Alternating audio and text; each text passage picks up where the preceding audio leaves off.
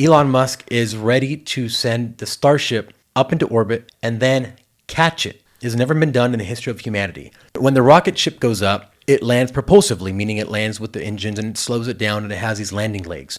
Well, Elon Musk said the only way to get quick reusability, it's not the way we're doing it now, because the way they do it now is it launches and it lands somewhere, typically in the ocean, on this barge, this automated massive boat, and then they take it back to shore. Then they have to put it on its side, transport it back to Texas where they launch out of, and then get it all ready again. He says that takes way too long. So his idea was, he said, why don't we launch it when it returns to where it launched? It's called return to launch site, RTL. Instead of having it land, why don't we have these arms that will close around it as it's lowering, catch the rocket without the top part, fuel it just like you would pull into a gas station with your car, and then just put the new upper stage, the top of it, back on and launch it right away. Now, everyone thought this was a crazy, stupid idea, but then someone sent him something and say, why don't you catch it with like chopstick arms?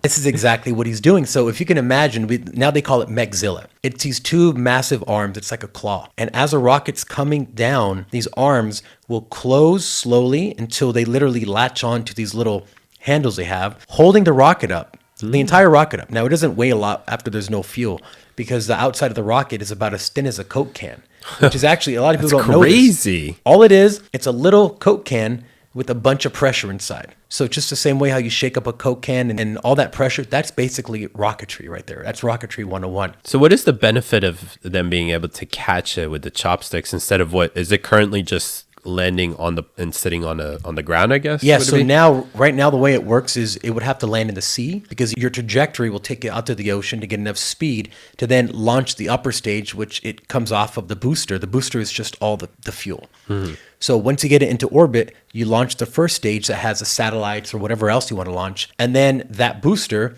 has to land back, but because the Earth is spinning, it lands in the ocean. So right now they're just sending a boat out to catch it. So it lands on the boat, then the boat has to come all the way back to shore, and that can take days, and because it has to go slowly, especially with conditions in the ocean, etc.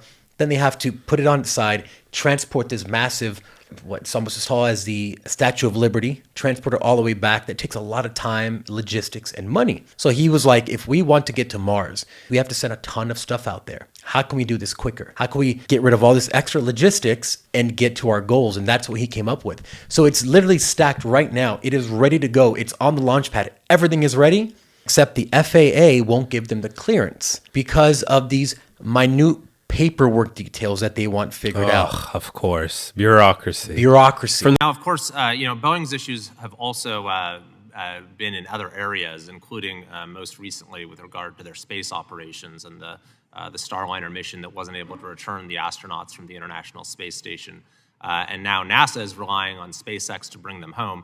And so, that sort of has put in sharp relief an issue that many have raised regarding perhaps the undue scrutiny that your agency is giving to SpaceX, with a $633,000 fine for launches last year recently, and then recently as well, delaying the launch, the fifth mission for Starship, 2 months past what the license previously said. So I was hoping you could speak to that issue, and in particular, whether you think the delay of the Starship launch is in the public interest. So I think safety is in the public interest, and that's our primary focus. With the proposed civil penalty, it involved a failure to comply with comply with the launch requirements before launching. They launched without a permit. The allegations are that they moved a fuel farm closer to the population and did not do a risk analysis before launching. So how about this delay? Are you saying that the delay of Starship is for safety reasons?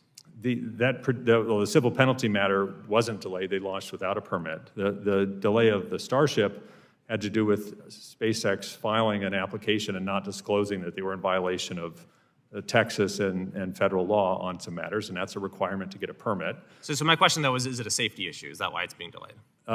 I think it is. I think launching these rockets is a safety issue into the NAS, and I think it's a situation that requires the same level of safety management and safety culture that we're working to implement at Boeing needs to also exist with commercial space. Yeah, I totally agree with you on that. I'm saying, are the reasons for this delay, which is moving the launch back from what was previously communicated, are the reasons for the delay safety related?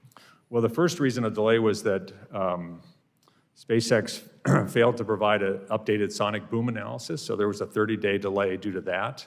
And then the latest delay was their failure to comply with Texas law, which is a prerequisite to getting a launch permit. Okay, so assuming for the sake of argument that's true, but these are not safety-related reasons. I think the sonic boom analysis is a safety-related incident. You think the 2-month delay is necessary to assure a safe launch? I think the 2-month delay is necessary to comply with the launch requirements, and I think that's an important part of safety culture.